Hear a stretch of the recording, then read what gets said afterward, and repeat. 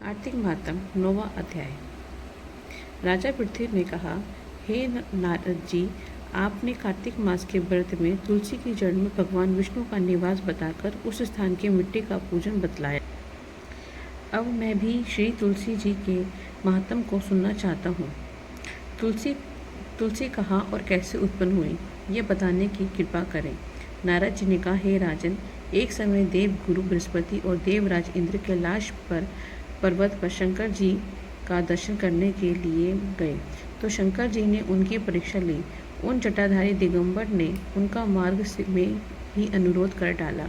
यद्यपि वे तेजस्वी, शांत, लंबी भुजा और चौड़ी छाती वाले गौरवर्ण अपने विशाल नेत्रों युक्त तथा सिर पर जटाधारे वैसे ही बैठे थे, तथापि इंद्र ने शंकर जी को ना पहचाना, उनका नाम धाम आदि परिचय पूछा और कहा, शंकर जी अपने स्थान पर बैठे हैं, यहाँ कहीं गए हैं। इस पर उस तपस्वी ने कुछ नहीं कहा, परंतु त्रिलोकीनाथ के ऐश्वर्य से भयभीत होकर इंद्र कब चुप रहते। उन्होंने क्रोध से भुड़क कर कहा, अरे मैं पूछता हूँ तो उत्तर क्यों नहीं देता? मैं अभी तुझे इस वज्र से मारता हूँ कि देखता हूँ तुझे दुर्मति की रक्षा कौन करता है। फिर जो ही दिगंबर को मारने के लिए हाथ में वर्ज लिया तो ही भगवान शंकर ने वज्र सहित उसका हाथ स्तंभित कर दिया और विकराल नेत्र कर ज्यों ही उसे देखा तो ऐसा विदित हुआ मानो वह दिगंबर प्रज्वलित हो उठा है और तेज से जला देगा।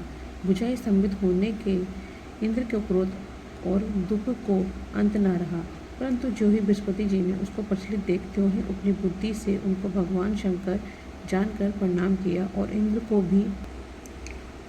को भी उनके चरणों में गिराया। फिर बृहस्पति जी बोले, हे दीनानाथ, अपना क्रोध रोककर इंद्र का अपराध क्षमा कीजिए। बृहस्पति जी के वचन सुनकर महेश्वर गंभीर वाणी में बोले, मैं अपने नेत्रों से निकले क्रोध को कैसे रोकूं? तब बृहस्पति बोले, हे भगवान, तो दया करनी चाहिए, अतः अपना भक्त वत्सल्य नाम सार्थक कीजिए और इस तेज को शांत कर इंद्र का उद्धार कीजिए। तब भगवान शंकर ने कहा, मैं तुम्हारी स्तुति से प्रसन्न हूँ जो तुमने इंद्र को जीवन दान दिलाया। अब मैं तुम्हें अपने वरदान द्वारा जीव नाम के विख्यात करता हूँ। मेरे नेत्र की अग्नि तब इंद्र को पीड़ित नहीं करेगी। ऐसा कह शंकर जी अपने माथे से निकले हुए तेज को लेकर क्षीर सागर में डाल दिया और लीलाधारी भगवान अंतर्ध्यान हो गए। इंद्र और बृहस्पति दोनों भय से मुग्ध होकर परम सुखी हुए। इस प्रकार जिनको जानने की इच्छा थी वह जानकर इंद्र और बृहस्पति अपने साथ चले गए।